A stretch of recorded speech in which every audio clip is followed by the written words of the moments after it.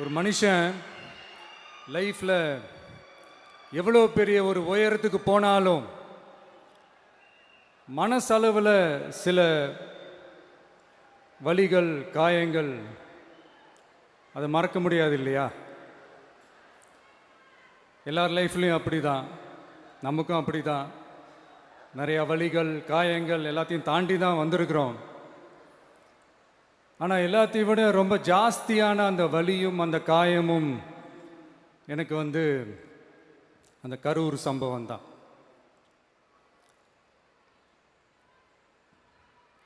மக்களை சந்திக்கணும், மக்கள் பிரச்சனைகளை எடுத்து பேசணும்.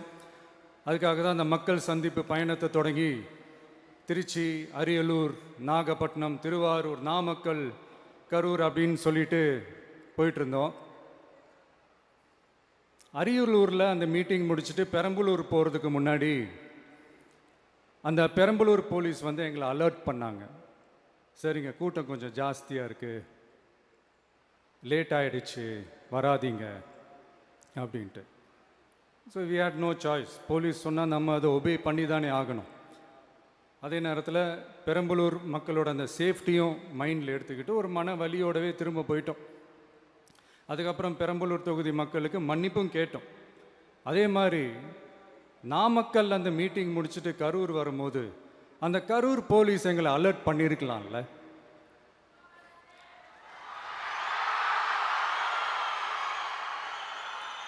இல்லை சார், இங்கே எதிர்பார்த்ததை விட கொஞ்சம் கூட்டம் அதிகமாக இருக்குது, கண்ட்ரோல் பண்ண முடியல, வராதிங்க. அண்ட் போலீஸ் நினச்சா அவங்க அந்த மீட்டிங்கே கேன்சல் பண்ணலாம். ஏதோ தப்பாக இருக்குது, ஏதோ தப்பாக தோணுது அப்படின்னு நினச்சிட்டாலே they have all the rights to cancel the meeting. எங்ககிட்ட கேட்கணும்லாம் ஒன்றும் அவசியமே கிடையாது. ஆனால் அதையெல்லாம் எதுவுமே செய்யாமல் அந்த ஹைவேல இருந்து அந்த ஸ்பாட்டுக்கு போலீஸே எங்களை உள்ளே கூட்டிகிட்டு வந்து விட்டு அந்த நாடகம்லாம் இருக்கு பாருங்க.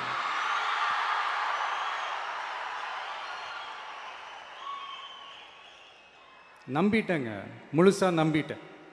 அன்னைக்கு இருந்த அந்த கரூர் போலீஸ் பேசும்போது தேங்க்ஸ்லாம் சொன்னேன் அவங்களுக்கு. எனக்கு தெரியாது இப்படி ஒரு நாடகம் நடக்கும்.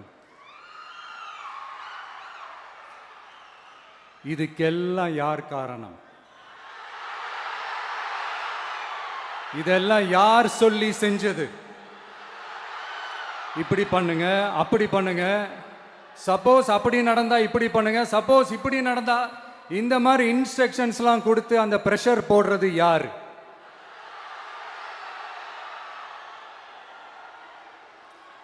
அந்த சம்பவத்தில் நம்ம யாரெல்லாம் இழந்திருக்கோம் தெரியுமா? ஒரு டிவியில் என் படமோ பாட்டோ வந்துச்சுன்னா, அம்மா விஜய் மாமா, அம்மா விஜய் மாமா அப்படின்னு சொல்லி அவங்க அம்மா கிட்ட சிரிச்சுக்கிட்டு அந்த டிவி ஸ்க்ரீனை போய் தொட்டு முத்தம் கொடுத்துக்கிட்டு என் அக்கா தங்கச்சிங்களோட தங்க பிள்ளைகளை இழந்திருக்கோம்யா. மழலை கூட சரியா வராதப்போ ஒரு பேப்பர் மேகசினில் என் ஃபோட்டோவை பார்த்தா அது சிரிச்சுக்கிட்டு அந்த கள்ளங்கபடம் இல்லாத அந்த சிரிப்பு, அந்த கடவுள் மாதிரி இருக்கிற அந்த பச்சை பிள்ளைங்களை இழந்திருக்கோம்யா. என் அக்கா தங்கச்சி அண்ணன் தம்பி குடும்ப உறவுகளை இழந்து அந்த வலியோட இருக்கிற என்ன நீங்க ஏளனமா பேசுறீங்களா? என் மேல பழிய தூக்கி போடுறீங்களா? இப்படி ஒரு சம்பவம் நடந்துருச்சு. இது ஏன், எதனால, அதுக்கான பின்னணி என்னன்ட்டு அந்த வலியோட வீட்டில் உட்கார்ந்துட்டு இருக்கிற ஓடி ஒளிஞ்சிட்டான்னு வர சொல்றீங்களா? வாயின்னு முன்ன இருந்தா என்ன வேணாலும் பேசுவீங்களா?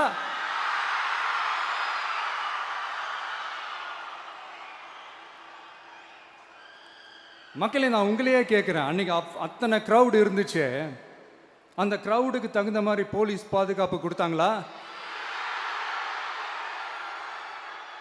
இந்த இடத்தை எடுத்துக்க சொல்லி நாங்க தான் சொன்னோம்னு ஒரு போலீஸ் ஆஃபீஸர் பேட்டி கொடுக்கிறாரு. அதுக்கு என்ன அர்த்தம்?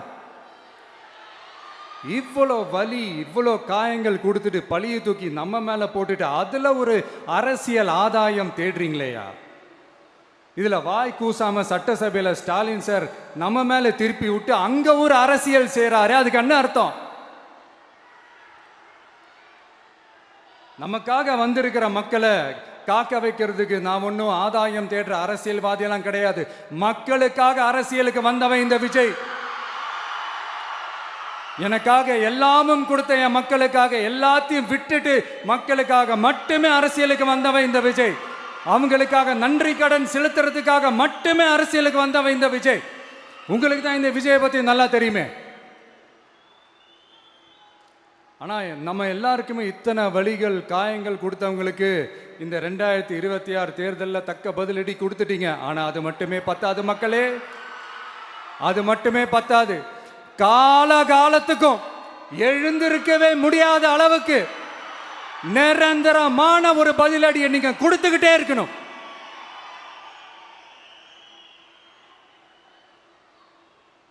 இப்படிலாம் பண்ணா நான் மக்களை விட்டு ஓடிடுவேன் நினைப்பா? யார் என்ன ஓடினாலும் நான் மக்களை விட்டுலாம் ஓட மாட்டேன். அன்னைக்கும் சொன்னேன், இன்னைக்கும் சொல்றேன், நாளைக்கும் சொல்றேன், தில்லா சொல்லுவேன், கெத்தா சொல்லுவேன். பணமா ஜனமா அப்படின்னு கேட்டா என் ஜனம் தான் எனக்கு முக்கியம்.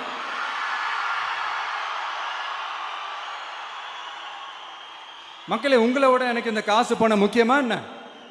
இவ்வளோ குறைகள் நம்ம மேல சொல்றாங்களே, இப்போ நான் சொன்ன மாதிரி அவங்களால ஓப்பனா சொல்ல முடியுமா? அந்த தில்லு இருக்கா, திராணி இருக்கா? ஒரு கிடையாது. ஆனா நம்ம மக்கள் அமைச்சு கொடுத்த நம்ம அரச குறைகள் மட்டும் டிசைனா மாடலா குறைகள் மட்டும் சொல்லுவாங்க. ஒவ்வொரு டிபார்ட்மெண்ட்லயும் அந்த பார்ட்டி ஃபண்ட், அந்த கட்சி நிதின்ற பேர்ல அடிக்கிற கொள்ளையெல்லாம் இந்த தீய சக்தியா இருக்கட்டும், தீந்து போன சக்தியா இருக்கட்டும், ரெண்டு பேரும் மாறி மாறி இதே தான் செஞ்சிட்டு இருக்கிறாங்க. இதுல ஒரு ஹைலைட் காமெடி என்னன்னா, சட்டசபையில் பேசும்போது பார்ட்டி ஃபண்டுன்னு தான் சொன்னேன். அது எந்த பார்ட்டி, என்ன ஃபண்டு, யாரு, என்ன பேரு எதுவுமே சொல்ல. பார்ட்டி ஃபண்டுன்னு சொன்னவனை எடுத்தாங்க பாருங்க ஒரு ஓட்டம். எனக்கே ஃபர்ஸ்ட் புரியல, ஏன்பா ஓடுறாங்க? அப்படி என்ன நம்ம இப்போ சொல்லிவிட்டோம்? அதான் அந்த குற்றமுள்ள நெஞ்சுக்கு தான் குறுகுறேங்கும். இது எப்படி இருக்கு தெரியுமா? எங்க அப்பா பீரோக்குள்ள இல்லை, எங்க அப்பா பீரோக்குள்ள இல்லை அப்படின்னு சொல்ற மாதிரி. ஐயோ, ஏன் கேட்குறீங்க? இவங்களோட செம்ம கூத்தா இருக்குங்க, செம்ம ஃபன்னா இருக்கு. சென்னையில் ஒரு பாலம் கட்டுறதுக்காக நார்மலாக ஆகிற செலவை விட அதிக செலவில், கிட்டத்தட்ட டபுள் மடங்கு செலவில் ஒரு டெண்டர் ஒன்று விட்டுருக்குறாங்க. அதையெல்லாம் தோண்டி எடுத்து அதெல்லாம் இப்போது கண்டுபிடிச்சி கேன்சல் பண்ணியிருக்கிறோம். இன்னும் எத்தனை கோடி ஊழல், எத்தனை லட்சம் கூடல் தோண்ட வருமோ எங்களுக்கே தெரில. ஒவ்வொரு முகமுடியாக கிழியுது. ஐயோ, இந்த விஜய் ஒவ்வொரு கதையாக எடுத்து வெளியில் விட்டுருவான் போலேன்ட்டு திரும்புகிற பக்கம்லாம் கதறல் கதறல் கதறல். காதலேருந்து ரத்தம் வராத குறை.